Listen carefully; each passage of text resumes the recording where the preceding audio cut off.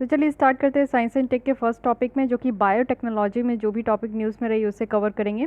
और इसी के साथ फर्स्ट है हमारा जीनोम एडिटिंग। तो जीनोम एडिटिंग में अगर हम लोग देखें तो रिसेंटली यहाँ पे देखिए कार टी थेरेपी है। इसके बारे में आपको पता होना चाहिए कि CAR-T थेरेपी है क्या।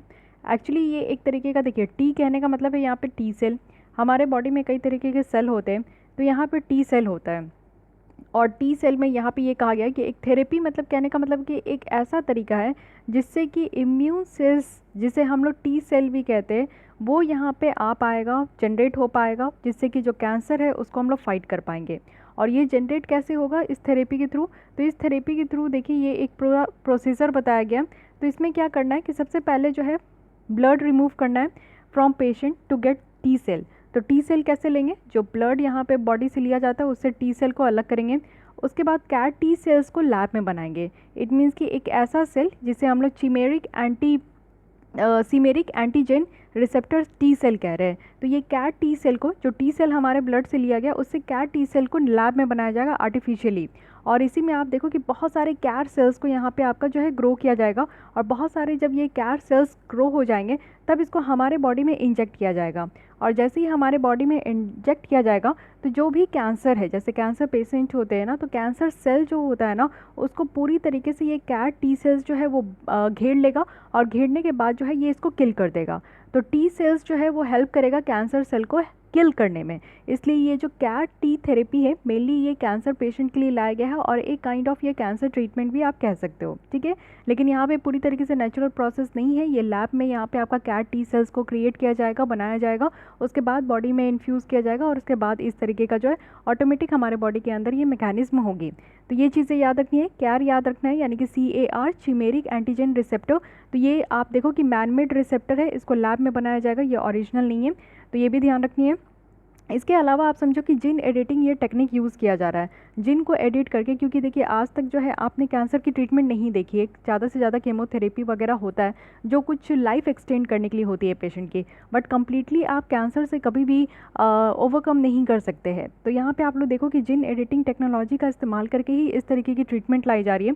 लेकिन जिन एडिटिंग होता क्या है? देखिए हमारे बॉडी में कुछ ऐसे जिन होते हैं ना, जो कि एक जनरेशन से दूसरी जनरेशन में ये ट्रांसफ़र होता है। आपके अंदर कुछ जिन ऐसे ऐसे हैं जो कि आपके पेरेंट्स से आपको मिले, या तो मम्मी से या तो पापा से, तभी आप लोग सिमिलर दिखते हो अपने पेरेंट्स से। और कुछ आपका जो है बिहेवियर भी सेम होता है, कुछ पसंद भी सेम होती है, अपीयरेंस तो सेम होता ही है। तो ये सब किसके कारण होता है? ये सब हमारे जो है जिन के कारण होता है, ठीक है। तो इस जिन को ही एडिट कर देना, यानी कि जो भी जिन, जो जैसे आप लोग देखो कि कैंसर भी माना जाता है कि one of the genetic disease है, कि अगर घर में आपके किसी को है तो ये हो भी सकता है, नहीं भी हो सकता। लेकिन डायबिटीज़ आप देखते हो कि जेनेटिक ही होता है। तो किसी आपके पेरेंट्स को है तो अगर उनके बच्चे हैं तो उनमें से किसी एक को ज़रूर होगा ये डायबिटीज़। तो क्या करना है कि जिस जीन से ये डायबिटीज़ ट्रांसफ़र हो रहा है from one generation to another generation, तो दूसरे जनरेशन में इस जीन को काट के ही बॉडी से हटा देना है, जिससे क्या होगा कि उस इंसान में कभी भी डायबिटीज़ नहीं होगी, और ये फिर फर्दर जो है ये आगे ट्रांसफ़र नहीं होगा। तो इस तरीके से जो डिज़ीज़ का बर्डन बढ़ते जा रहा है, क्योंकि ये आप देखो कि लाइफ टेकिंग डिज़ीज़ है। डायबिटीज़ हो गया, ये सारी बीमारी हो गई ना, तो इट मीन्स कि आपको आजीवन दवा खाना पड़ेगा, इसका कोई सोल्यूशन ही नहीं है, ठीक है। तो उसके लिए तो जिन एडिटिंग क्या होता है? जिन एडिटिंग आप देखो कि जीनोम एडिटिंग है, जो कि एक तरीका है जिससे कि स्पेसिफिक चेंजेस हम लोग करते हैं। तो स्पेसिफिक चेंजेस हम लोग कहाँ करते हैं? जिन कहाँ होता है? तो जिन आपका DNA के अंदर देखने को मिलेगा। तो हम लोग जिन को काट के हटाते हैं, लेकिन एडिट कहाँ करते हैं? तो वो हम लोग DNA में करते हैं, ठीक है। और यहाँ पे 3 स्टेज कॉम्प्लेक्स मैकेनिज्म आपको देखने को मिलेगा ये जिन एडिटिंग में। सबसे पहले अनवाइंडिंग करते हैं, क्लीविंग करते हैं और रिवाइंडिंग करते हैं, ठीक है। पहले इसको खोजते हैं, फिर उसके बाद कट करते हैं, और उसके बाद जो है इसको रिप्लेस करते हैं, यानी कि इसको हटा भी देते हैं, इसकी जगह कुछ अच्छा हम लोग को मॉडिफाई करना है तो मॉडिफाई भी कर लेते हैं। क्लीविंग कहने का मतलब क्या होता है DNA का? कि इसमें हम लोग जिन को एडिट करते हैं, कट पेस्ट करते हैं, बेकार वाले जिन को हटाते, अच्छे वाले जिन को जो है वहाँ पे पेस्ट कर देते हैं। तो ये चीज़ें ध्यान रखनी है। अब हमारे देश में आप लोग कुछ सिचुएशन देख सकते हो इस जीनोम एडिटिंग को लेकर। तो हमारे देश में भी कई तरीके के आपको कानून देखने को मिलेंगे, और ये जो रूल्स है कि हमें मैन्युफैक्चर करना है, यूज़ करना है, इंपोर्ट करना है, एक्सपोर्ट करना है, इवन स्टोर भी करना है, जो हैज़ार्डियस माइक्रो ऑर्गेनिजम्स है, ये जेनेटिकली जो इंजीनियर्ड ऑर्गेनिजम्स होते हैं या फिर ऐसे सेल होते हैं, अगर हम लोग को अपने कंट्री में इसे प्रोड्यूस करना है, मैन्युफैक्चर करना है, यूज़ करना है, तो ये सारा काम हम लोग किस कानून के तहत कर सकते हैं? तो ये हमारे लिए जो इन्वायरमेंटल प्रोटेक्शन एक्ट है 1986 का, उसके तहत यहाँ पे जेनेटिकली जो मॉडिफाइड ऑर्गेनिजम्स है, GMO जिसे हम लोग कहते हैं, उनको रेगुलेट किया जाता है इस कानून के तहत। तो ये डायरेक्टली आपसे पूछ लिया जाएगा कि किस कानून के तहत इसको हम लोग रेगुलेट करते हैं, तो ये चीज़ें ध्यान रखनी है। अब ये काम कैसे करता है, तो जीनोम एडिटिंग जो है वो यहाँ पे एक टाइप ऑफ एंजाइम को यूज़ करते हैं जिसको हम लोग इंजीनियर्ड न्यूक्लियस कहते हैं। तो ये आपसे पूछ लिया जाएगा कि इंजीनियर्ड न्यूक्लियस आपका किस टर्म में आता है, कहाँ यूज़ होता है। तो इंजीनियर्ड न्यूक्लियस जो है इसमें दो पार्ट होते हैं। एक तो आपको देखने को मिलेगा कि एक न्यूक्लियस पार्ट होता है जो कि डीएनए को कट करता है, और डीएनए टारगेटिंग पार्ट होता है, यानी कि एक तो डीएनए को कट करता है और एक जो है वो टारगेट लगाता है कि इस डीएनए को जो है यहाँ से कुछ रिपेयर करना है। तो ये इस तरीके से आप लोगों को इंजीनियर्ड न्यूक्लियस के बारे में पता होना चाहिए। साथ ही इसके आगे देखें तो बहुत सारी टेक्निक्स आपको जो है जीन एडिटिंग में देखने को मिलेगा, और लास्ट ईयर भी यूपीएससी ने काफ़ी क्वेश्चन पूछा है ये CRISPR-Cas9 के ऊपर।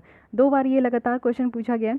तो CRISPR-Cas9 है जो कि मोस्ट कॉमन है, बहुत ही सस्ता है और इफ़िशिएंट सिस्टम है जो कि यहाँ पे जीनोम एडिटिंग के लिए यूज़ किया जाता है। CRISPR एक डीएनए टारगेटिंग पार्ट है सब्सटेंस सिस्टम का, जिसमें कि आप देखो आरएनए मॉलिक्यूल होता है, तो इसको CRISPR कहते हैं। Cas9 क्या होता है, Cas9 यहाँ पे सीज़र है।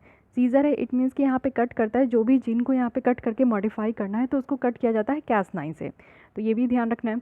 उसके अलावा सेकंड टेक्निक आपको देखने को मिलेगा ZFN है, जिंक फिंगर न्यूक्लियस है। तो ये डीएनए बाइंडिंग पार्ट है जिंक फिंगर न्यूक्लियस का, जो कि यहाँ पे जिंक फिंगर प्रोटीन से ये बना होता है। साथ ही यहाँ पे टेलेंस है, ट्रांसक्रिप्शंस एक्टिवेटर लाइक इफेक्टर न्यूक्लियस है, ये भी डीएनए बाइंडिंग डोमेन है, और ये आपका ट्रांसक्रिप्शन से एक्टिवेटर जो लाइक इफेक्टर है टेल डोमेन, इससे ये बना होता है। तो मेनली आप लोग को ये तीनों टेक्निक याद करना है, CRISPR-Cas9, ZFN और टेलेंस। ओके, फिर आते हैं राइबोन्यूक्लिक एसिड इंटरफ्रेंस, यानी कि यहाँ पे IRNA आपको देखने को मिलेगा। तो बहुत सारे टेक्नोलॉजी आज के डेट में आ चुके हैं मार्केट में, तो इसलिए इसको ध्यान रखना बहुत ज़्यादा ज़रूरी है। और RNA टेक्नोलॉजी के बारे में भी यूपीएससी क्वेश्चन पूछ चुकी है, ठीक है। तो यहाँ पे बेसिक चीज़ें हम लोग देखेंगे कि प्रोसीजर क्या है, कि कैसे हम लोग RNA को पेस्टिसाइड में यूज़ कर सकते हैं। तो ये चीज़ें अभी जो है यहाँ पे आप देखो कि रिसेंटली इस तरीके का सजेशन कह दिया गया कि ठीक है पेस्टिसाइड जो मैन्युफैक्चर करना है उसमें RNA टेक्नोलॉजी का यूज़ करना है। ये आप लोग देखो कि RNA टेक्नोलॉजी का अगर हम लोग यूज़ करते हैं ना, तो ये सिर्फ स्पेसिफिक पेस्ट के लिए ही यूज़ किया जाएगा। और आप लोग देखो कि जो पेस्टिसाइड्स खेती में फसल के ऊपर जो छिड़के जाते हैं उससे क्या होता है कि किसानों की जान जाती है, कुछ इंसेक्ट्स की भी जान चली जाती है। तो एक्चुअली यहाँ पे अगर हम लोग RNA टेक्नोलॉजी का यूज़ करके इस तरीके के पेस्टिसाइड्स बनाते हैं तो इससे क्या होगा कि जो यहाँ पे जो इंसेक्ट्स और बीज होते हैं, मधुमक्खियाँ होती है, किसानों की जान चली जाती है, वो सारी चीज़ें नहीं हो पाएगी, ठीक है, वो सारी चीज़ें कम हो पाएगी। साथ ही आप बेसिक समझते हैं कि RNA इंटरफ्रेंस है क्या। तो देखिए RNA इंटरफ्रेंस को अगर हम लोग बात करें यहाँ पे, तो ये जीन एक्सप्रेशन को रेगुलेट करता है, एक हाईली प्रिसाइज मैकेनिज्म है जिसे हम लोग सीक्वेंस डायरेक्टेड जीन स्लाइसिंग भी कहते हैं, जिसमें कि आप देखो कि जो mRNA होता है उसी के तहत आपको देखने को मिलेगा, या फिर जो ट्रांसलेशन होता है mRNA का प्रोटीन में, तो इस चीज़ को ब्लॉक भी किया जा सकता है। तो ये आपका एक इंटरफ्रेंस है, इट मीन्स कि यहाँ पे RNA देखिए जो इंटरफ्रेंस है ना, यहाँ पे क्या होगा कि सीक्वेंस डायरेक्टेड जीन स्लाइसिंग होगी, यानी कि जो जीन है ना जो भी यहाँ पे डायरेक्ट किया जा रहा है कि अच्छा इस जीन पे एडिट करना है, तो वो स्लाइस करके 1 बाई 1 जो है यहाँ पे आपका किया जाएगा, लेकिन mRNA के थ्रू। तो mRNA क्या है, देखिए mRNA एक सिंगल स्टैंडर्ड मॉलिक्यूल है जो कि जेनेटिक कोड को डीएनए से जो है ये राइबोसोम तक पहुंचाता है, यानी कि मैसेंजर RNA है, ये इसका काम ही है मैसेज पहुंचाना।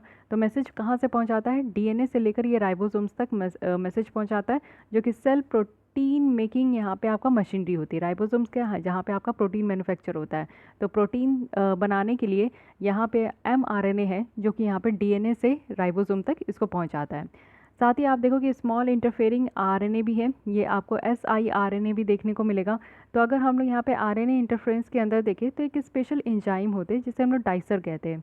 तो डाइसर भी यहाँ पे क्लीव के लिए यूज़ होता है, क्लीव मतलब कि कट करके अलग करना, और वो भी छोटे छोटे पार्ट्स में इसको अलग किया जाता है, जिसको कि स्मॉल इंटरफेयरिंग RNA कहते हैं। तो एक एक वर्ड इसको याद रखना है आपको। नेक्स्ट आते हैं IT एंड कंप्यूटर्स में। तो सबसे फर्स्ट है ग्लोबल साइबर सिक्योरिटी इंडेक्स। तो ग्लोबल साइबर सिक्योरिटी इंडेक्स ये किसके द्वारा पब्लिश की जाती है, तो ये है international telecommunication union, United nation agency है जो कि इंफॉर्मेशन एंड कम्युनिकेशन टेक्नोलॉजी के लिए। इंडिया का रैंक यहाँ पर 10 है, 194 कंट्रीज़ में हम लोग 10th में आते हैं, और 2020 का ये रिपोर्ट है, इट मीन्स कि चाइना और पाकिस्तान से हम लोग आगे हैं। US यहाँ पे फर्स्ट रैंक में, इसके बाद UK है, तो ये चीज़ें ध्यान रखनी है। एक्चुअली यहाँ पे जो रैंकिंग देखी जाती है वो 5 यहाँ पे पैरामीटर्स आप कह सकते हो कि लीगल मेजर्स कितना है, किसी कानून में जो है साइबर अटैक्स वगैरह हो रहे हैं, साइबर सिक्योरिटी के लिए कानून कितनी है, टेक्निकल मेजर्स कितना लिया जा रहा है, कैपेसिटी बिल्डिंग मेजर्स क्या है, ऑर्गेनाइजेशनल मेजर्स क्या है, कॉपरेशन मेजर्स क्या है, तो ये सारी चीज़ें देखने को मिल रही है। एशिया पैसिफिक रीजन में अगर हम लोग देखें तो इंडिया का यहाँ पे सिक्योर्ड, इंडिया ने कौन सी रैंक सिक्योर्ड की है, तो 4th, ठीक है। और ऑल ओवर द वर्ल्ड में यहाँ पे ग्लोबल लेवल पे 10th, तो ये भी ध्यान रखना है। दोनों तरीके से आपको बातें याद रखनी है, क्या पता क्वेश्चन कैसे बन जाए। नेक्स्ट है कि एल सेल्वाडोर जो है इनके द्वारा बिटकॉइन को एक लीगल टेंडर जैसा अप्रूव कर दिया गया। लीगल टेंडर कहने का मतलब है कि एल सेल्वाडोर में जो सेंट्रल बैंक है अब यहाँ पे इस बिटकॉइन को, जो कि क्रिप्टो करेंसी है और वर्चुअल करेंसी है, इसको रेगुलेट करेगी। हमारे यहाँ की जो आरबीआई है वो इसको रेगुलेट करने के लिए एकदम मना कर चुकी है, तो ये चीज़ें ध्यान रखना है। तो एल सेल्वाडोर ऐसा पहला देश हो चुका है पूरे वर्ल्ड में जो कि लीगल टेंडर जैसा स्टेटस दे दिया है किसको, बिटकॉइन को। बिटकॉइन एक डिजिटल और वर्चुअल करेंसी है जो कि 2009 में बनाया गया था, और ऐसा माना जाता है कि जापानीज़ के एक एंटरप्रेन्योर थे सातोशी नाकामोटो, तो उनके द्वारा ये बनाया गया था। एक्चुअली यहाँ पे आप देखो कि पीयर टू पीयर टेक्नोलॉजी ये यूज़ करते हैं बिटकॉइन, और इंस्टेंट पेमेंट ये होता है बिटकॉइन से। और साथ ही बिटकॉइन जो है वो कॉम्प्लेक्स प्रोसेस के थ्रू ये क्रिएट किया जाता है जिसको क्या बोलते हैं, माइनिंग, ओके। और बिटकॉइन जो है आप लोग देखो ये फर्स्ट इम्प्लीमेंटेशन है क्रिप्टो करेंसी कॉन्सेप्ट का, तो ये भी चीज़ें याद रखनी है। Each and every point on Bitcoin is also very important. चलिए आते हैं स्पेस टेक्नोलॉजी में। स्पेस टेक्नोलॉजी में देखेंगे nuclear technology in space mission. तो nuclear technology in space mission की बात करूं तो यहाँ पे कुछ कुछ आपका वर्ड है उसकी मीनिंग आपको पता करना है, वो कॉन्सेप्ट क्लियर करना है, क्योंकि साइंस एंड टेक का जो ये वाला पोर्शन होता है स्पेस टेक्नोलॉजी, इसमें काफ़ी डेप्थ में क्वेश्चन नहीं पूछा जाता है। बस थोड़ा सा आपसे ये जानने की कोशिश करते हैं यूपीएससी की क्या आपको इसका मीनिंग पता है कि नहीं। जैसे यहाँ पे आरटीजी की बात हो रही है, radio isotope thermo electric generator है। तो अगर आरटीजी की बात करूँ, radio isotope thermo electric generator, तो ये एक type of nuclear based power system है जो कि जनरली यहाँ पे पावर जनरेशन के लिए यूज़ करते हैं, और thermal management of space mission के लिए ये यूज़ होता है। तो ये दो बातें याद रखनी है, एक तो न्यूक्लियर बेस्ड पावर सिस्टम है जो कि पावर जनरेशन के लिए इसको यूज़ किया जाता है, और थर्मल मैनेजमेंट करने के लिए, ठीक है।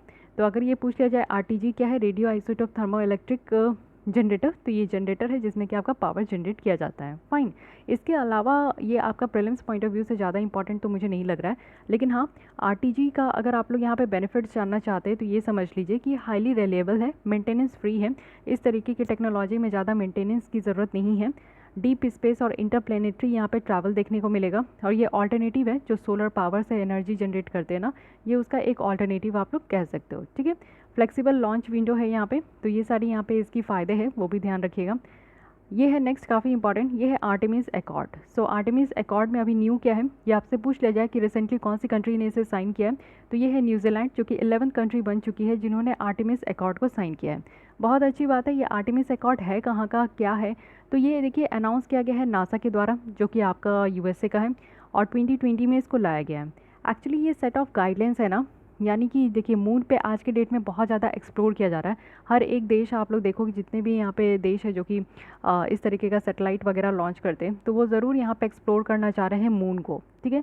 तो मून को जो एक्सप्लोर कर रहे हैं उसके लिए एक यहाँ पे सुपर गाइडलाइंस लाया गया है, और ये एग्रीमेंट है जो कि ल्यूनार एक्सप्लोरेशंस के लिए या फिर इससे भी आगे कुछ करना है, और इसमें अगर पार्टिसिपेट कर रहे हैं तो इसलिए ये अकॉर्ड साइन करने के लिए यहाँ पर लाया गया है, ठीक है। तो यहाँ पर अगर हम लोग बात करें कि क्या आर्टेमिस एकॉर्ड का इंडिया आज तक अभी तक इसको साइन किए है कि नहीं, तो ये याद रखना है कि मेजर स्पेस प्लेयर है, जैसे हम लोग है, रशिया है, चाइना है, फ्रांस है, जर्मनी है, अभी तक हम लोग इस एकॉर्ड को साइन नहीं किए हैं। तो जो एकॉर्ड को हम लोग साइन नहीं किए हैं और वो काफ़ी न्यूज़ में रहता है, तो उससे भी क्वेश्चन बन जाते हैं, लेकिन जिस एकॉर्ड को हमने साइन किया है उससे क्वेश्चन डेफिनेटली आते हैं। तो ये आपसे नहीं भी पूछा जा सकता है, लेकिन आपसे क्या पूछा जाएगा कि कौन कौन से ऐसे स्पेस एक्सप्लोरेशंस के लिए एकॉर्ड है जिसको हमने साइन किया है। तो यहाँ पे आप देखो, एक है आउटर स्पेस ट्रीटी 1967 का, जिसमें कि फाउंडेशनल प्रिंसिपल रखा गया है ह्यूमन स्पेस एक्सप्लोरेशंस के लिए, तो इसको हम लोग ने रेटिफाई कर लिया था, यानी कि इससे रिलेटेड कानून हमारे देश में भी है। साथ ही मून एग्रीमेंट ऑफ 1979 है, जिसमें कि जो कमर्शियल एक्सप्लोइटेशन हो रहा है आउटर स्पेस रिसोर्सेज का, उसको प्रिवेंट करने के लिए मून एग्रीमेंट लाया गया था। तो इसमें हम लोग भी यहाँ पे पार्टिसिपेट कर रहे हैं। ओनली 18 कंट्रीज़ है जिसमें से हम लोग भी आते हैं। यूएस, रशिया, चाइना जो है अभी तक इस एग्रीमेंट को साइन नहीं किया है। तो ये चीज़ें याद रखनी है कि हम लोग आउटर स्पेस ट्रीटी हो गया और मून एग्रीमेंट ऑफ 1979 है जिसको हम लोग साइन किए हैं, ओके। लेकिन ये जो आपका आर्टेमिस एकॉर्ड है इसको हम लोग साइन नहीं किए हैं। तो इस तरीके से अगर आपसे क्वेश्चन बन जाता है कि कि किस किस अकॉर्ड को हम लोग साइन किए, तो ये चीज़ें क्लियर होनी चाहिए। आर्टेमिस प्रोग्राम जो है ये आप लोग देखो कि ह्यूमन स्पेस जो एक्सप्लोरेशन है उसको बूस्ट करने के लिए नासा के द्वारा लाया गया। और ये जो मिशन है इससे क्या होगा कि यहाँ पे आप लोग देखो कि देखने को मिलेगा 2024 तक कि फर्स्ट वीमेन और जो मैन है वो यहाँ पे मून के सतह पर जाएंगे। तो चलिए ठीक है, ये आर्टेमिस प्रोग्राम है नासा का। जैसे हमारा भी गगनयान है जो कि 2022 के लास्ट तक ये कहा गया है कि हमारे देश से वीमेन तो नहीं जाएगी, लेकिन हाँ 3 यहाँ पे मैन ज़रूर जाएंगे। लेकिन हाँ अभी कुछ ऐसा भी न्यूज़ निकल कर आ रहा था कि 3 में से 1 महिलाएं को भी भेजने का यहाँ पे कोशिश किया जा रहा है। तो देखते हैं कि क्या होने वाला है, बट फिलहाल जो है फैक्ट्स उसको ध्यान रखिएगा। नेक्स्ट आते हैं ग्रेविटेशनल वेव्स। तो ग्रेविटेशनल वेव्स के बारे में समझिए कि ये है क्या। तो ग्रेविटेशनल वेव्स जो है वो रिपल्स है स्पेस टाइम में, जो कि स्पीड ऑफ लाइट के पर्सपेक्टिव में ये आपका ट्रैवल करता है by some of the most violent and energetic process होता है यूनिवर्स में। तो ये जो ग्रेविटेशनल वेव्स है ये ध्यान रखना है। ग्रेविटेशनल वेव्स जो है पहली बार डिटेक्ट किया गया था 2015 में और लीगो के द्वारा, जो कि यूएस में लोकेटेड है। तो लीगो क्या है? लीगो वर्ल्ड की लार्जेस्ट ग्रेविटेशनल वेव ऑब्जर्वेटरी है। इसी के द्वारा ये डिटेक्ट किया गया था 2015 में कि हाँ ग्रेविटेशनल वेव्स भी है। लेकिन इससे पहले एल्बर्ट आइंस्टीन ने प्रिडिक्ट किया था कि ग्रेविटेशनल वेव्स की जो एग्जिस्टेंस है वो है, और इनके द्वारा प्रूव किया गया था इनकी जो जनरल थ्योरी ऑफ रिलेटिविटी है उसके तहत। फाइन, तो ये सारी कॉन्सेप्ट याद रखनी है। साथ ही अगर हम लोग देखें तो लीगो इंडिया भी है, यानी कि हमारे देश में भी ये एक प्रोग्राम चल रहा है। एक plan joint India US detector है जो कि कहाँ लगाया गया है? हिंगोली डिस्ट्रिक्ट में, महाराष्ट्र में। तो ये भी चीज़ें ध्यान रखनी है। अदर इंपॉर्टेंट न्यूज़ देख लेते हैं ब्लैक होल के बारे में। आपको ये ध्यान होना चाहिए कि कंटिन्यूस यूपीएससी ने ब्लैक होल के ऊपर क्वेश्चन पूछा है, ठीक है, डायरेक्टली इनडायरेक्टली। तो ब्लैक होल, जैसे कि आपको पता है कि एल्बर्ट आइंस्टीन की थ्योरी ऑफ जनरल रिलेटिविटी से ये निकल कर आया है, ब्लैक होल का कॉन्सेप्ट वहीं पे दिया गया है। आइंस्टीन की जो 1915 की जनरल थ्योरी ऑफ रिलेटिविटी है उसमें ये कहा गया था कि फोर्स ऑफ ग्रेविटी जो अराइज होता है वो यहाँ पे आपका जो स्पेस और टाइम का कर्वेचर है उससे देखने को मिलता है। तो इसलिए ये ब्लैक होल ध्यान रखना है। सन हैलो एक न्यू कॉन्सेप्ट निकल कर आए। तो सन हैलो एक्चुअली एक फेनोमेना है जो कि रिफ्रैक्शन ऑफ लाइट से ये आपका अकर होता है। और रिफ्रैक्शन ऑफ लाइट जो आपको देखने को मिलेगा ये हेक्सागोनल आइस क्रिस्टल्स है जो कि एटमॉस्फेयर में सस्पेंडेड रहते हैं। यह आइस क्रिस्टल्स नहीं देखने को मिलेगा और इसके कारण जो है सनलाइट रिफ्रैक्शंस होती है और इसके कारण हम लोग को सन हैलो देखने को मिलता है। चलिए देख लीजिए, ये आपका 22 डिग्री हैलो है क्योंकि लाइट जो है वो रिफ्रैक्ट हो रहा है 22 डिग्री से, और ये आप लोग देखो इस तरीके से रिफ्रैक्ट हो रहा है 22 डिग्री से, इसलिए ये 22 डिग्री बनाया जाता है। ये आपका हैलो क्रिएट हो गया। तो सर्कुलर हैलो है जो कि यहाँ पे आपका साइरस क्लाउड, जो क्लाउड है ना उससे प्रोड्यूस होता है। तो साइरस क्लाउड आपको पता है कि बहुत ही ज़्यादा हाइट में होता है, सबसे ज़्यादा हाइट में कोई क्लाउड होती है तो वो साइरस क्लाउड होती है। ओके, तो ये क्लाउड भी अगर पूछ लिया जाए तो ये भी ध्यान रखना है आपको। अगर ये सन हैलो देखने को मिल रहा है तो इससे क्या इंडिकेट हो रहा है? इससे इंडिकेट हो रहा है रेनफॉल, यानी कि बारिश होने वाली है, ठीक है। तो ये भी ध्यान रखनी है। फिर है हेलियोस्फेयर, ठीक है, atmosphere, troposphere, stratosphere, mesosphere, ionosphere, अब आ गया हेलियोस्फेयर। तो हेलियोस्फेयर है क्या? देखिए हेलियोस्फेयर की अगर हम लोग बात करें तो सन जो है वो एक constant flow of charged particles को वो सेंड आउट करते हैं, जैसे कि प्रोटॉन, इलेक्ट्रॉन, अल्फा पार्टिकल्स, ये सब है जिसे हम लोग सोलर विंड कहते हैं। और अल्टीमेटली ये ट्रैवल करता है सारे प्लैनेट से, जो कि 3 टाइम्स आपको देखने को मिलेगा, जितना भी प्लूटो का डिस्टेंस है उसी से ज़्यादा जो है ये आपका हेलियोस्फेयर में ये आपका ट्रांसफर मतलब कि ट्रैवल करता है, जितने भी चार्ज पार्टिकल है, चाहे वो प्रोटॉन है, इलेक्ट्रॉन है या अल्फा पार्टिकल्स है, ठीक है। तो ये हो गई आपकी हेलियोस्फेयर। इसी के साथ हेलियोशील्ड है। हेलियोशील्ड क्या है? शील्ड नहीं है, शीट है। ये बाउंड्री लेयर है सोलर सिस्टम और इंटरस्टेलर स्पेस के बीच में एक बाउंड्री है जिसे हम लोग यहाँ पे हेलियोशीट कहते हैं। ओके, अब आते हैं यहाँ पे पोजिस्ट्रॉन एक्सेस। तो पोजिस्ट्रॉन होता क्या है पहले ये समझिए। पोजिस्ट्रॉन जो है ये एंटी पार्टिकल है इलेक्ट्रॉन का, और जैसे कि हम लोग ये समझ रहे हैं कि एंटी इलेक्ट्रॉन हो गया तो इसमें कुछ प्रॉपर्टी है जो कि इलेक्ट्रॉन के जैसा है बट इलेक्ट्रिक चार्ज के एक्सेप्शंस, ठीक है। और इलेक्ट्रॉन में आप देखो कि नेगेटिव चार्जेस होते बट पोजिस्ट्रॉन में ये पॉजिटिव चार्जेस होते। तो पॉजिटिव से पोजिस्ट्रॉन हुआ, तो इस तरीके से ध्यान रखना है। अभी क्या है कि आप देखो एक्सेस ऑफ पोजिस्ट्रॉन जो है जिसकी एनर्जी 10 गीगावाट इलेक्ट्रॉन वोल्ट से भी ज़्यादा है, वो यहाँ पे ऑब्जर्व किया गया है एस्ट्रोनॉमर्स के द्वारा। और साथ ही यहाँ पे एक कॉस्मिक रे की बात की जाती है। तो कॉस्मिक रे ए हाई एनर्जी पार्टिकल्स है जो कि स्पेस में मूव करता है और नियरली इसकी जो स्पीड ऑफ लाइट है उसी के जैसा आपको भी इसकी स्पीड देखने को मिलेगी। ये प्रोवाइड करते हैं one of our few direct sample of matters जो कि हमारे सोलर सिस्टम से बाहर के होते हैं। और ये जो न्यू कॉस्मिक रेज है ये ओरिजिन है किसका? तो पोजिस्ट्रॉन एक्सिस फेनोमेना का। तो ये सारी चीज़ें एक दूसरे से कनेक्टेड है, तो इसको ध्यान रखिएगा। बट मैं यहाँ पे प्रीलिम्स पॉइंट ऑफ व्यू से यहाँ पे आपको पॉइंट वाइज बताते जा रही हूँ, तो इसको ध्यान रखिएगा। स्पेस मिशन और इनिशिएटिव क्या क्या न्यूज़ में, उसे देख लेते हैं। इन विजन है, इन विजन यानी कि यूरोपियन यूनियन, याद रखना है ई से स्टार्ट है, तो यूरोपियन यूनियन, यूरोपियन यूरोप का ये देखिए यूरोपियन स्पेस एजेंसी है जिनके द्वारा ये मिशन लीड किया जा रहा है। और किसके लिए है, तो प्लैनेट वेनस के लिए है, ठीक है। ये 2030 तक लॉन्च किया जाएगा, तो अभी बहुत टाइम है। वेनस के बारे में समझिए, क्योंकि मून के बाद एक वेनस है जो कि काफ़ी इंटरेस्टेड प्लैनेट देखने को मिल रहा है। तो वेनस सबसे हॉटेस्ट प्लैनेट है पूरे सोलर सिस्टम में, क्योंकि हीट जो है वो यहाँ पे थिक क्लाउड से, जो थिक क्लाउड है ना उससे ये कवर्ड है, और हीट जो है वो इससे एब्जॉर्ब होता है। वेनस जो है वो स्पिन करता है कैसे कैसे, तो ईस्ट टू वेस्ट से। और वेनस में आप देखो कि कोई मून भी नहीं है और इसमें कोई रिंग भी नहीं है, जैसे आप लोग ये देखते हो ना सैटर्न में इस तरीके का रिंग है, तो इसमें कोई रिंग भी नहीं है, मून भी नहीं है। इसको अर्थ का ट्विन भी कहते हैं, क्योंकि साइज जो इसकी है ना वो अर्थ जैसा सिमिलर है। न्यू मिशन तो वेनस देख लेते हैं। देखिए अगेन ये इंपॉर्टेंट है, क्योंकि वेनस पे काफ़ी इंटरेस्ट हो रहा है, लिया जा रहा है इस बार। तो न्यू मिशन क्या क्या है, एक है यहाँ पे डेवेंसी प्लस, और यहाँ पे है वेरिटास। तो डेवेंसी प्लस आप लोग देख लो कि ये deep atmosphere Venus investigation of noble gas chemistry imaging mission है। और वेरिटास जो कि यहाँ पे Venus emissivity, radio science, InSAR, topography, spectrography, spectroscopy, तो ये सब यहाँ पे आपको देखने को मिलेगा। ये दोनों जो है नासा का है। किसका ये मिशन है, नासा का मिशन है, क्योंकि नासा काफ़ी इंटरेस्ट दिखा रहे हैं, मून में भी वो एक्सप्लोर कर रहे हैं, साथ ही साथ वेनस में भी एक्सप्लोर कर रहे हैं। ओके, फिर है वाइपर। वाइपर क्या कहने का मतलब है कि ये नासा का फर्स्ट मोबाइल रोबोट है जो कि यहाँ पे मून में भेजा जाएगा, और ये 2023 तक भेजा जाएगा। और ये क्या करेगा ये रोबोट, तो ये रोबोट जो है ना वो आपका आइस सर्च करेगा कि क्या मून के सतह पे कोई आइस है या फिर और भी रिसोर्सेज, ये यहाँ पे पता करेंगे, ठीक है। तो वाइपर याद रखना है। नेक्स्ट आते हैं हेल्थ के। तो हेल्थ यहाँ पे अगर हम लोग देखें तो अब आते हैं हेल्थ में, और ये जो हेल्थ आपका टॉपिक्स देखने को मिल रहा है, ये मई और जून की जो करंट अफेयर्स है उसका कवर कर रहे हैं हम लोग, ठीक है। तो मई और जून में जो हेल्थ से रिलेटेड जो यहाँ पे टॉपिक है वो है नेग्लेक्टेड ट्रॉपिकल डिजीज़ के तहत देखेंगे, जो कि काफ़ी न्यूज़ में था। और इस बार न्यूज़ में इसलिए है क्योंकि 30 जनवरी को हम लोग यहाँ पर सेलिब्रेट करेंगे अब वर्ल्ड नेग्लेक्टेड ट्रॉपिकल डिजीज़। कोई भी डे अगर हम लोग सेलिब्रेट करते हैं तो उसका बस एक ही मकसद होता है कि लोगों में अवेयरनेस फैलाना, पहुँचाना, और लोगों तक ये जानकारी भी देना कि अच्छा कुछ ऐसे भी डिजीज़ है जो कि हम लोग यहाँ पे नेगलेक्ट करते हैं। और किस एरिया की बात की जा रही है, तो ट्रॉपिकल एरिया की बात की जा रही है। लेकिन ये जो नेगलेक्टेड ट्रॉपिकल डिजीज़ है ये कम्युनिकेबल डिजीज़ है, ठीक है। कम्युनिकेबल डिजीज़ कहने का मतलब है कि एक दूसरे से कम्युनिकेट होते हैं, फाइन। अगर आप बात कर रहे हो किसी से तो वो आपसे भी सामने वाले से आप पे भी फैल कर सकता है। और सबसे ज़्यादा ये ट्रॉपिकल और सब ट्रॉपिकल कंट्रीज़ में ये आपका प्रिवेल होता है। तो अगर नेग्लेक्टेड ट्रॉपिकल डिजीज़ की बात करें तो ये देखिए, ये बैक्टीरिया से भी हो सकते हैं, वायरस से भी हो सकते हैं, प्रोटोजोआ से भी हो सकते हैं, हेलमिंथ से भी हो सकते हैं।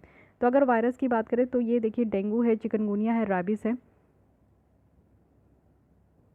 साथ ही बैक्टीरिया की अगर हम लोग बात करें तो लेप्रेसी है, ट्रैकोमा है, यॉस है। और हेलमिंथ की बात करें तो इसमें इस तरीके का आप लोग देख सकते हो कि इतने सारे यहाँ पे हेलमिंथ में लिम्फेटिक फिलारिसिस भी है, जिसको कि हाथी पाँव कहते हैं। प्रोटोजोआ में आप लोग देख सकते हो कितने सारे हैं। डिड यू नो में अगर हम लोग कुछ कॉन्सेप्ट देखें तो 30 डे को तो हम लोग यहाँ पे world neglected tropical disease day celebrate करेंगे, लेकिन हम लोग लेप्रेसी डे भी यहाँ पे देखते हैं। क्यों, क्योंकि महात्मा गांधी जी की मार्टिरडम डे है, तो उन्हीं की याद में यहाँ पे लेप्रेसी डे भी हम लोग ऑब्जर्व करते हैं। वर्ल्ड ये इसको सेलिब्रेट करती है लेप्रेसी डे को, वो भी लास्ट संडे ऑफ जनवरी को, ठीक है। लेकिन हम लोग किस दिन देखते हैं तो 30 जनवरी को, तो ये भी याद रखना है। इंडिया में आप देखो कि वर्ल्ड की सबसे लार्जेस्ट कहा जाता है कि एब्सोल्यूट बर्डन है। इट मीन्स कि यहाँ पे हमारे यहाँ at least 11 major neglected tropical disease है जो कि प्रिवेल कर रही है। और हम लोग ऑलरेडी बहुत सारे ऐसे भी डिजीज़ है जिसको एलिमिनेट कर सकते हैं, जिसमें कि आपका गुइनिया वॉर्म है, ट्रैकोमा है और यॉस है। ये तीनों भी आप लोग देखो, यानी कि यॉस किससे होता है तो ये बैक्टीरिया से होता है, ट्रैकोमा की बात करें तो ये भी बैक्टीरिया से होता है, और गिनिया अगर वॉर्म की बात करें तो ये हेलमिंथ से होते हैं। तो ये तीन ऐसे यहाँ पे डिजीज़ है जिसको कि हम लोग एलिमिनेट कर चुके हैं, लेकिन फिर भी हमारे देश में जो है सबसे ज़्यादा देखने को मिलेगा कि हम लोग इस चीज़ से जूझ रहे हैं। अब इनिशिएटिव देख लेते हैं WHO का। तो WHO के द्वारा भी कहा गया है कि 17 यहाँ पे वो रिकॉग्नाइज़ करें कि इसको हम लोग नेग्लेक्टेड ट्रॉपिकल डिजीज़ में इंक्लूड करें। और साथ ही साथ इनके द्वारा भी काफ़ी ज़्यादा यहाँ पे देखो टाइम टू टाइम जो है वो स्कीम्स लाए गए हैं जिससे कि इसको एलिमिनेट कर सकें। साथ ही साथ अगर हम लोग बात करें तो WHO के द्वारा नए रोड मैप लाया गया है 10 साल का, जो कि 3 स्ट्रैटेजिक शिफ्ट किया जा रहा है, जिससे कि सारे जो ट्रॉपिकल डिजीज़ है उसको नेगलेक्ट कर सके, नेगलेक्ट नहीं, उसको एलिमिनेट कर सके, ठीक है। फिर यहाँ पे फर्स्ट रोड मैप भी लाया गया है कि कैसे यहाँ पे कंट्रोल करना है, प्रिवेंट करना है, और इसको 2012 में ही पब्लिश किया गया था। फिर 5 पब्लिक हेल्थ इंटरवेंशन भी यहाँ पे दिया गया है WHO के द्वारा। तो यहाँ पे 5 पब्लिक हेल्थ इंटरवेंशन है जो कि रिकमेंड किया गया है WHO के द्वारा। तो ये है प्रिवेंटिव केमोथेरेपी, इनोवेटिव और intensified disease management, vector control, pesticides management है, सेफ ड्रिंकिंग वाटर है, जूनोटिक डिजीज़ मैनेजमेंट करनी है। जूनोटिक डिजीज़ कहने का मतलब है कि वैसी बीमारी जो कि जानवर से ह्यूमन बींग में ये फैलता है, ठीक है, just like corona virus. Bangladesh, India, Nepal है जिनके द्वारा एक इनिशिएटिव लाया गया था कि काला आज़ार को एलिमिनेट करना है, और ये 2005 की ही कहानी है, पब्लिक हेल्थ प्रॉब्लम्स जैसा ये है। तो हम लोग तीनों जो है इस तरीके की इनिशिएटिव लेकर आए हैं कि काला आज़ार को एलिमिनेट करना है। अब आपको कमेंट बॉक्स में ये बताना है कि क्या हम लोग काला आज़ार को पूरी तरीके से एलिमिनेट कर पाए हैं कि नहीं। फाइन। अब आते हैं म्यूकोरमाइकोसिस, क्योंकि ये सारे जो है कोरोना वायरस से ही रिलेटेड है और काफ़ी न्यूज़ में भी रहा है। तो म्यूकोरमाइकोसिस को यहाँ पे एपिडेमिक डिजीज़ एक्ट 1897 के तहत इसको एपिडेमिक यहाँ पे डिक्लेयर कर दिया गया।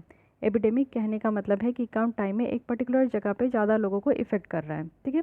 म्यूकोरमाइकोसिस, जो कि Indian council of medical research के द्वारा कहा गया है कि ये एक फंगल इन्फेक्शन है जिससे बहुत सारे लोग अफेक्ट हो रहे हैं, और जो कि हेल्थ प्रॉब्लम से ऑलरेडी मेडिकेशन में है, मेडिसिन वगैरह ले रहे हैं, तो वैसे लोगों को ये फंगल इन्फेक्शन बहुत ज़्यादा जो है अफेक्ट कर रहा है। इसको हम लोग ब्लैक फंगस भी कह रहे थे, क्योंकि ये जो है टिश्यूज़ को अफेक्ट कर रहा था, जो हमारे नाक के टिश्यूज़ है, और उसको ब्लैक कर दे रहा था, तो दैट्स वाई इसको ब्लैक फंगस कह रहे थे। इससे पहले इसको जाइगोमाइकोसिस कहा जाता था, क्योंकि ये काफ़ी सीरियस है और रेयर एकदम फंगल इन्फेक्शन आपको देखने को मिलेगा। उसके बाद अगर हम लोग देखें, कुछ एग्जाम्पल है यहाँ पे फंजाई का, जो कि जिसके कारण ये म्यूकोरमाइकोसिस होती है, तो ये सारे नाम भी आप लोग देख सकते हो। उसके बाद अगर हम लोग देखें तो म्यूकोरमाइकोसिस जो है ये कंटाजियस नहीं है। इट मीन्स कि अगर किसी एक पर्सन को होता है तो उसके बगल में आप बैठोगे तो ये आप उनको टच करने से आपको नहीं फैलेगा, ठीक है। और one can't get it from an infected person से ये जो है ट्रांसफ़र भी नहीं होगा। साथ ही ये पीपल और एनिमल के बीच में भी ये आपका जो है स्प्रेड नहीं हो रहा है, तो ये चीज़ें ध्यान रखनी है। सिम्टम्स थोड़े बहुत हैं, जैसे कि ये सब आप देख सकते हो। प्रिवेंशन है कि पर्सनल हाइजीन करना है, यानी कि अपने बॉडी पार्ट्स को क्लीन और ड्राई रखनी है। एक्सेसिव मॉनिटर करते रहना है जो भी यहाँ पे डायबिटिक पेशेंट है। ट्रीटमेंट भी था यहाँ पे, एंटी फंगल मेडिसिन वगैरह चलाई जा रही थी, ठीक है। तो ये तो ब्लैक फंगस था जिसने बहुत आतंक फैलाया। उसके बाद आप लोग सुन रहे होंगे कि वाइट फंगस भी न्यूज़ में था, येलो फंगस भी न्यूज़ में था। तो वाइट फंगस जिसे हम लोग कैंडिडियासिस भी कहते हैं, तो जब ये फंगस जो है हमारे प्राइवेट पार्ट्स को अटैक करता है और वाइट कलर डिस्चार्ज जो है उससे होता है, तब इसको हम लोग वाइट फंगस कहते हैं।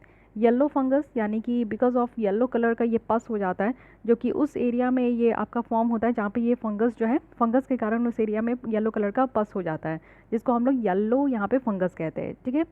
एस्परजिलोसिस भी है जो कि यहाँ पे कॉमन मोल्ड के कारण भी होता है। तो इस तरीके से ध्यान रखना है कि कलर के हिसाब से इस सारे फंगस को जो है ना जो भी बीमारी हो रही है तो उससे जो कलर फॉर्म हो रहे हैं उसके कारण ये सारे फंगस को कलर दिया गया है। लेकिन फंजाई के बारे में थोड़ा सा, इसके बारे में थोड़ा आपको पता होना चाहिए कि ये यूकारियोटिस है। यूकारियोटिस कहने का मतलब है कि ये सिंगल सेल्ड है या फिर मल्टी सेल्ड ऑर्गेनिजम्स भी हो सकते हैं, और जिसके सेल में आप देखो डिस्टिंक्ट या फिर मेम्ब्रेन बाउंड न्यूक्लियस ये कंटेन होता है। फंजाई को यहाँ पे सेपरेट किंगडम में रखा गया है, यानी कि दूसरे जो यूकार्योटिक किंगडम है जैसे कि प्लांटे, एनिमेलिया, प्रोटिस्टा, इन सब के से जो है इसको थोड़ा अलग रखा गया है। तो फंजाई आप लोग देख लो, यूकारियोटिस है जो कि रिस्पॉन्सिबल है कि जो न्यूट्रिएंट साइकिल है उसके लिए और डिकम्पोजिशन के लिए भी। तो ये फंजाई काफ़ी ज़्यादा इंपॉर्टेंट भी होता है, तो इसलिए इसके बारे में ध्यान रखना है, ठीक है। ये ऑल अबाउट यहाँ पे फंजाई है। फीचर्स अगर आप लोग देखो तो ये मॉइस्ट और स्लाइटली एसिडिक होते हैं, ये लाइट और लाइट के बिना भी ग्रो होते हैं। कुछ फंजाई जो है वो सिंगल सेल्ड होते हैं और कुछ जो है वो मल्टी सेलुलर होते हैं। सिंगल सेल्ड अगर फंजाई की बात करें तो इसे ईस्ट भी कहते हैं, और कुछ फंजाई ऑल्टरनेटिव भी होते हैं। इट मीन्स कि उनमें सिंगल सेल्ड ईस्ट भी होता है, मल्टी सेलुलर फॉर्म्स भी होता है, ठीक है। सेल स्ट्रक्चर की अगर हम लोग बात करें तो जो सेल वॉल होता है वो चिटिन होता है, और जो मल्टी सेलुलर फंजाई की जो बॉडी होती है वो सेल से बनी होती है और एक दूसरे को ये बैंड करके रखती है। न्यूट्रिशन की बात करें तो मोस्ट जो यहाँ पे फंजाई है ना वो सॉल्युबल ऑर्गेनिक मैटर को एब्जॉर्ब करते हैं, जितने भी डेड सब्सटेंसेस हम लोग को देखने को मिलते हैं, और इसको हम लोग सैप्रोफाइट्स कहते हैं। जब फंजाई एब्जॉर्ब करते हैं सॉल्युबल ऑर्गेनिक मैटर को, डेड सब्सटेंसेस, तो उसको हम लोग सैप्रोफाइट्स कहते हैं। Okay, coming to the next variant and strains of SARS-CoV-2। ठीक है, तो SARS-CoV-2 के बहुत सारे वेरिएंट्स निकल कर आए, स्ट्रेन्स भी देखने को मिले, तो इसलिए इसको समझना है। सबसे पहले आप समझो कि वेरिएंट्स, कोई भी चेंजेस अगर हम लोग को जेनेटिक सीक्वेंसेस ऑफ वायरस में देखने को मिलता है जब वो रेप्लिकेट करता है, इट मीन्स कि यहाँ पे 5 अगर इंसान हैं, तो मान लीजिए कि इसमें एक वायरस है, ये अगर इससे इसमें गया फिर इससे इसमें गया, तो इसकी जो नेचर है ना वो थोड़ी सी चेंज हो जाएगी, और जैसे ही नेचर चेंज हो जाएगी तो कुछ सिम्टम्स भी चेंज देखने को मिलते हैं, और इसको हम लोग कह देते हैं कि ये नई टाइप के वेरिएंट है। और ये जो अपना वायरस हमेशा जो नेचर चेंज करता है इसको हम लोग म्यूटेशन कहते हैं। ठीक है, और वायरस विथ न्यू म्यूटेशन जो है उसको हम लोग वेरिएंट कह देते हैं कि वो अपना नेचर चेंज कर लिया, अब वो म्यूटेशन हो रहा है उसमें, इट मीन्स कि एक नया वेरिएंट निकल कर आ रहा है। ओके, सारे जो स्ट्रेन्स है वो वेरिएंट हो सकते हैं, बट सारे वेरिएंट्स जो है वो आपका स्ट्रेन नहीं हो सकता, तो इसको भी ध्यान रखना है। अब देख लीजिए यहाँ पे वेरिएंट क्लासिफिकेशन किया गया, वेरिएंट ऑफ इंटरेस्ट है, वेरिएंट ऑफ कंसर्न है, वेरिएंट ऑफ हाई कॉन्सिक्वेंसेज है। वेरिएंट ऑफ इंटरेस्ट की अगर हम लोग बात करें तो ये कह रहा है ना कि हाँ, यहाँ पे प्रिडिक्ट किया गया है कि ऐसे जो वेरिएंट है वो ज़्यादा ट्रांसमिट होंगे, एक दूसरे से ज़्यादा ट्रांसमिट होंगे। ठीक है, साथ ही अगर हम लोग देखें तो यहाँ पे वेरिएंट ऑफ कंसर्न है, इट मीन्स कि यहाँ पे एविडेंस है कि ये ट्रांसमिट हो रहे हैं, एक से जो है दूसरे से ट्रांसमिट हो रहे हैं, और जो बीमारी की यहाँ पे सिवियरिटी है वो बढ़ते जा रही है। साथ ही अगर हम लोग यहाँ पे वेरिएंट ऑफ हाई कॉन्सिक्वेंसेज की बात करें तो इसमें कहा जा रहा है कि हाँ, ये क्लियर एविडेंस है कि प्रिवेंशन मेजर्स और ये जो मेडिकल काउंटर मेजर्स है ना वो यहाँ पे अपनी इफेक्टिवनेस कम दिखा रहे हैं, इट मीन्स कि ये बहुत तेज़ी से ये वेरिएंट जो है फैलते जा रहा है। तो ये तीनों याद रखना है कि वेरिएंट ऑफ इंटरेस्ट जिसमें कि ऐसा लग रहा है कि हाँ ये फैलेगा, एक दूसरे से ट्रांसमिट होगा। वेरिएंट ऑफ कंसर्न है जब ये थोड़ा बहुत एविडेंस मिल जाता है कि हाँ इस तरीके के जो वेरिएंट है वायरस के वो यहाँ पे ट्रांसमिट हो रहे, एक दूसरे से फैल रहे हैं। लेकिन जब ये पूरी तरीके से फैल जाते हैं और ये एकदम क्लियर एविडेंस होता है कि हाँ ये वेरिएंट जो है ख़तरनाक है, इसमें जो है किसी भी तरीके का मेडिकेशंस का कोई भी प्रभाव नहीं पड़ रहा है, तब इसको हम लोग कहते हैं कि हाँ variant of high consequences. Okay, अब यहाँ पे देखिए WHO के द्वारा जो है लेवल दिया गया है SARS-CoV-2 की जितनी भी वेरिएंट है, ये अल्फ़ा, बीटा, गामा, डेल्टा कहा गया है। इट मीन्स कि इतनी वेरिएंट देखने को मिल रहा है। हमारे देश की क्या है तो B.1, 0.617.2 है, तो इसको डेल्टा कहा गया है, ये याद रखना है। लेकिन सबका आपको नाम याद रखना होगा, अल्फ़ा है UK का, बीटा है साउथ अफ्रीका का, गामा है ब्राज़ील का, एंड डेल्टा है इंडिया का। तो ये चारों ध्यान रखिएगा। ठीक है, अब आते हैं next, global sodium benchmark for different food categories. तो यहाँ पे आपको सोडियम के बारे में मेनली समझना है। WHO के द्वारा रिकमेंड किया गया कि हम लोग को सॉल्ट और जो सोडियम है ना वो 5 ग्राम तक डेली इंटेक करना चाहिए, और ये काफ़ी ज़्यादा ज़रूरी है। सोडियम नेसेसरी होता है कि हमारी जो नॉर्मल सेल मेटाबॉलिज्म है उसको मेंटेन करके रखता है, हेल्दी प्लाज्मा होते हैं, हमारे जो नर्वस सिस्टम की जो हेल्थ है वो इम्प्रूव होता है, और ये नेचुरली फाउंड होता है। बहुत सारे फूड में आपको जो सोडियम देखने को मिलेगा, जैसे डेयरी प्रोडक्ट अगर आप खाते हो, दूध मीट वूट खाते हो, तो उसमें आपको जो है सोडियम काफ़ी मिल जाता है, जो कि हमारे बॉडी को ज़रूरत होता है। ठीक है, अगर एक्सेस हम लोग यहाँ पे सोडियम इंटेक करते हैं तो इससे हमारा BP बढ़ जाएगा, ब्लड प्रेशर की जो बीमारी होती है वो ज़्यादा नमक खाने से ही होता है, और इसके कारण जो है कार्डियोवास्कुलर जो डिजीज़ेज़ होती है, हार्ट की बीमारी होती है, वो निकल कर आता है। तो ये चीज़ें ध्यान रखिएगा। अब देखिए सारे जो कोविड-19 की वैक्सीन है, आप लोग यहाँ पे वैक्सीन ले लिए हो कि नहीं, दोनों डोज ज़रूर ले लीजिए जल्दी से जल्दी, और किसी ने अगर पहली डोज भी नहीं ली है तो प्लीज़ आप लोग जल्दी से जाके वैक्सीन लगवा लीजिए, क्योंकि एग्ज़ाम बहुत नज़दीक है। एग्ज़ाम देने से पहले आप लोग ये दोनों डोज कंप्लीट हो जाना चाहिए, जिससे कि आप लोग को मतलब कि अगर जो थर्ड वेव आए या ना आए, आप लोग अपने सेफ जोन में रहिए। ओके, तो देखिए एस्ट्राजेनिका है, AstraZeneca Covishield from serum institute of India के द्वारा ये आपका वैक्सीन देखने को मिलेगा। टाइप ऑफ कैसी वैक्सीन है तो एडिनो वायरस वेक्टर प्लेटफॉर्म है ये। 2 इंजेक्शन लेने होंगे, यानी कि 2 डोज लेना होगा 12 वीक के यहाँ पे गैप में। ठीक है, और टेम्परेचर कितना चाहिए तो 2 से 8 डिग्री यहाँ पे सेल्सियस चाहिए, 6 महीने तक इसको रख सकते हैं। 82% इसकी एफिकेसी कही जा रही है। कोवैक्सीन है भारत बायोटेक, जो कि हैदराबाद के द्वारा इसको बनाया गया है। इनएक्टिवेटेड होल वीरियन प्लेटफॉर्म है, 2 इंजेक्शन इसकी भी लेनी है 4 से 8 वीक के गैप में। टेम्परेचर भी इसका सेम है, 81% इसकी एफिकेसी बताई गई है। फिर है स्पुतनिक वी जो कि रशिया का है, ये आप देखो 2 इंजेक्शन लेनी है 21 डेज़ के आपके गैप में, और 3 मंथ्स इसको रख सकते हैं। 91% एफिकेसी इसकी कही गई है। जॉनसन एंड जॉनसन है जो कि सेफ वैक्सीन कहा जा रहा है, और 66% इसकी जो है एफिकेसी है। सिंगल डोज है ये, ज़्यादा इसको सेकेंड डोज नहीं लेनी है। फाइज़र की अगर हम लोग बात करें तो ये जेनेटिक मटेरियल या फिर mRNA है इसमें, mRNA जो वैक्सीन है वो आपको फाइज़र देखने को मिलेगा, काफ़ी सेफ वैक्सीन है। 95% जो है ये सेकंड डोज के बाद देखने को मिलेगा। तो 2 यहाँ पे फुल डोजेज़ लेनी है 21 डेज़ के गैप में। लेकिन इसकी स्टोरेज जो टेम्परेचर है वो -70 डिग्री सेल्सियस है। साथ ही मॉडर्ना की बात करें तो ये भी जेनेटिक मटेरियल है और mRNA है, ये भी सेफ वैक्सीन है। मोस्टली आप देखो कि ये यहाँ पे बहुत ही कम इसकी साइड इफ़ेक्ट देखने को मिलेगा। 94% भी इसकी एफिकेसी बताई जा रही है। इसकी भी 2 फुल डोजेज़ हैं 28 डेज़ के गैप में, और इसकी जो स्टोरेज कैपेसिटी है टेम्परेचर की वो -20 डिग्री सेल्सियस है। फिर है सिनोफार्म एंड सिनोवैक, ये भी इनएक्टिवेटेड वेक्टर्स है, काफ़ी सेफ़ है। यहाँ पे भी 79% आपको देखने को मिलेगा एफिकेसी है, और सिनोवैक का 50% है। 2 फुल डोजेज़ है और इसका भी नॉर्मल टेम्परेचर में इसको स्टोर कर सकते हैं।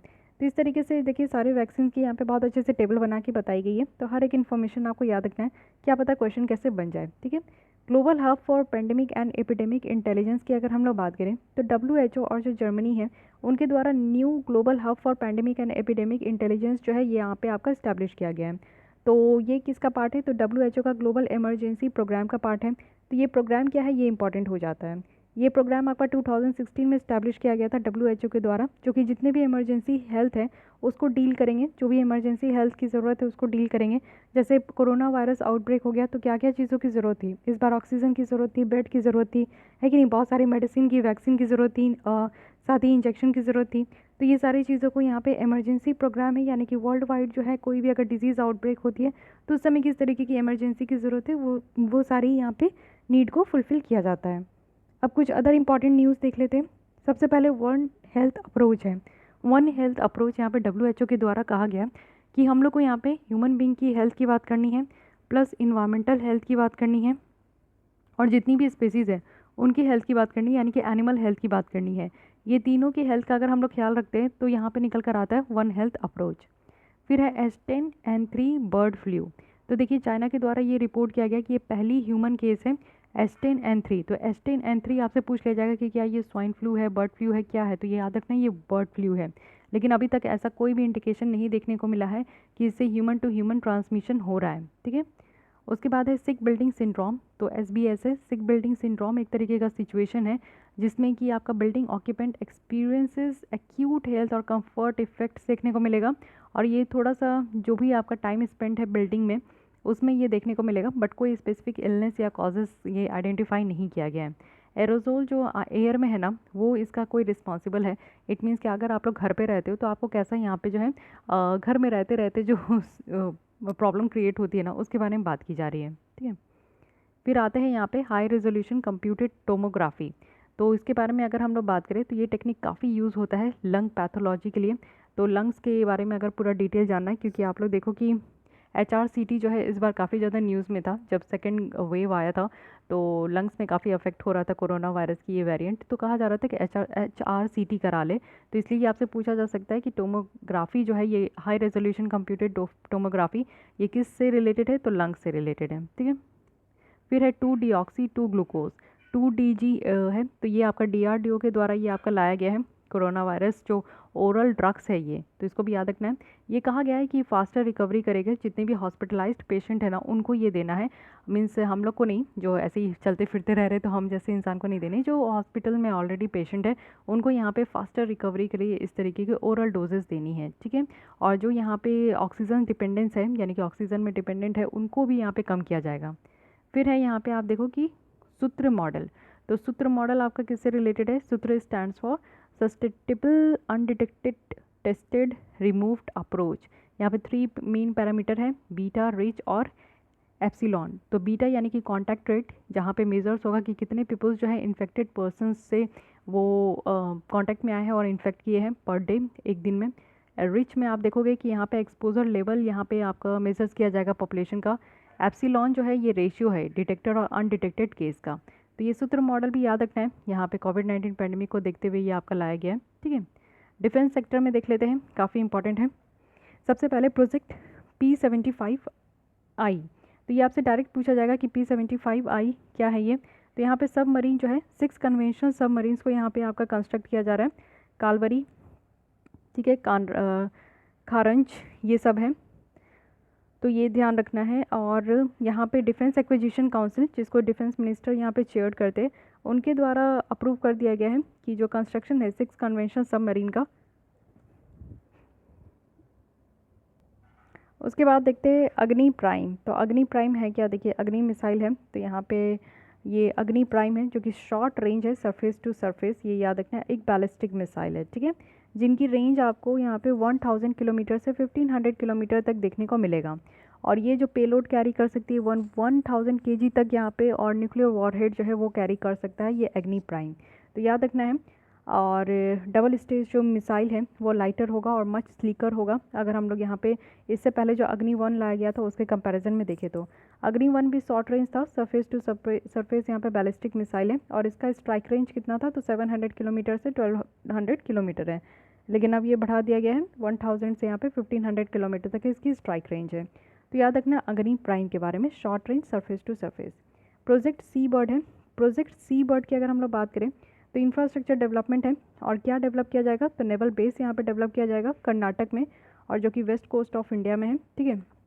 और इसी के तहत आप देखो कि लार्जेस्ट जो नेवल बेस है वो सुएज कनाल के ईस्ट में भी यहाँ पे डेवलप किया जा रहा है। तो इसको भी ध्यान रखना है कि यहाँ पे नेवल बेस को क्रिएट करने के लिए प्रोजेक्ट सी बर्ड लाया गया है। हाइपरसोनिक मिसाइल की अगर हम लोग बात करें तो यहाँ पे चाइना, रशिया, यूएस है जो कि यहाँ पे हाइपरसोनिक वेपन टेक्नोलॉजी को परस्यू कर रहे हैं। ये तीनों यहाँ पे कर चुके हैं। हाइपरसोनिक मिसाइल जो है वो आपका स्पीड ऑफ मैक 5, सबसे हाईएस्ट स्पीड से ये आपका ट्रैवल करते हैं, और हाइयर है यानी कि 5 टाइम्स ये फास्टर है जितना भी स्पीड ऑफ साउंड आपको देखने को मिलेगा, ओके। उसके बाद अगर हम लोग बात करें तो आयरन डोम, जो कि आपने देखा था कि काफ़ी ज़्यादा ये न्यूज़ में था, जो इज़राइल और हमास वाली जो प्रॉब्लम थी। तो ये iron dome aerial defence system है। तो ये जो aerial defence system of Israel है, जो कि यहाँ पे आप देखो हमास अनमैन्ड एरियल व्हीकल के थ्रू जो है ये गाज़ा को क्रॉस किया गया था।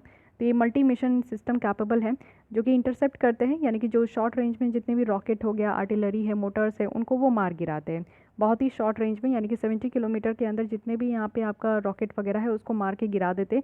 ये आयरन डोम ऐसा ताकतवर यहाँ पे आपका जो है एक आपको व्हीकल, अनमैन्ड एरियल व्हीकल देखने को मिलेगा। और ये ऑल वेदर सिस्टम है, यानी कि जैसी भी वेदर होगी ये काम करेगा, और मल्टीपल टारगेट ये एक ही साथ कर सकता है, और इसको हम लोग लैंड और सी दोनों से यूज़ कर सकते हैं, तो इसलिए इसको भी ध्यान रखना है। नेक्स्ट आते हैं मिसलिनियस में भी कुछ टॉपिक है, उसको देख लीजिए। तो लीडार है। लीडार कहने का मतलब है कि लाइट डिटेक्शन एंड रेंजिंग है। तो यहाँ पे प्रोजेक्ट लाया जा रहा है जो कि आप देखो लीडार टेक्नोलॉजी के लिए। तो लीडार टेक्नोलॉजी को 3D इमेजेस के लिए यूज़ किया जाता था, और सर्वे किया गया है फॉरेस्ट एरिया में, जो कि आसाम, बिहार, छत्तीसगढ़, गोवा, झारखंड, मध्य प्रदेश, महाराष्ट्र, मणिपुर, नागालैंड, त्रिपुरा, ये सब एरिया में आप देखो कि सर्वे किया गया है लीडार टेक्नोलॉजी को यूज़ करके, ओके। तो याद रखना है, लीडार टेक्नोलॉजी के बारे में थोड़ा बेसिक समझिए।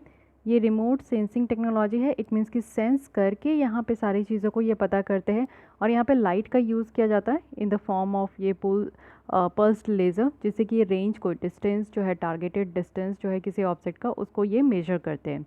यहाँ पे अगर हम लोग बात करें तो 3 डायमेंशनल इन्फॉर्मेशन भी ये यूज़ करते हैं, और वो भी कि अर्थ की जो शेप को, अगर ये सारी चीज़ें बताते हैं अर्थ की शेप के बारे में, तो ये 3D इन्फॉर्मेशन भी यहाँ पे बताते हैं। ये रडार और जो सोनार है ना, जो यहाँ पे रेडियो और साउंड वेव यूज़ करते हैं, इसी के जैसा लीडार, रडार, सोनार, ये सब ऑलमोस्ट एक जैसा आपको देखने को मिलेगा। लीडार सिस्टम की अगर बात करें तो ये साइंटिस्ट को अलाउ करते हैं, कुछ यहाँ पे मैपिंग प्रोफेशनल्स भी है, उनको भी ये कहा गया है कि नेचुरल और जो मैनमेड इन्वायरमेंट है उसको भी वो यहाँ पे एग्जामिन कर सकते हैं विथ एक्यूरेसी, प्रिसिशंस एंड फ्लेक्सिबिलिटीज़, ओके। तो लीडार को हम लोग कई तरीके का एप्लीकेशन में यूज़ कर सकते हैं, बहुत सारे इसके एप्लीकेशंस हैं, जैसे land management, planning efforts, hazard assessment, forestry, agriculture, geological mapping, watershed, ये सारे जगह यहाँ पे यूज़ किया जा सकता है, ओके। अदर इंपॉर्टेंट न्यूज़ देख ले, यूनेस्को साइंस रिपोर्ट है। तो यहाँ पे ये टाइटल जो है इस रिपोर्ट का, race against time for smarter development है। ये रिपोर्ट क्या मॉनिटर करते हैं कि साइंस गवर्नेंस जो वर्ल्ड वाइड है उसमें किस तरीके का ट्रेंड चल रहा है, उसको ये देखते हैं। इंडिया स्पेसिफिक की बात करें तो कहा जा रहा है कि एवरेज जो ग्रॉस डोमेस्टिक एक्सपेंडिचर है रिसर्च और डेवलपमेंट के ऊपर पास्ट 2 डेकेड में देखें तो ये 0.75% जो है GDP का है, जो कि ब्रिक्स कंट्री में, इट मीन्स कि Brazil, Russia, India, China, south Africa में सबसे लोएस्ट हमारा है, यानी कि इंडिया का सबसे लोएस्ट है, ठीक है। लेकिन अगर नंबर ऑफ़ स्टार्टअप्स में देखें तो ये हर साल डबल होते जा रहा है 2016 से।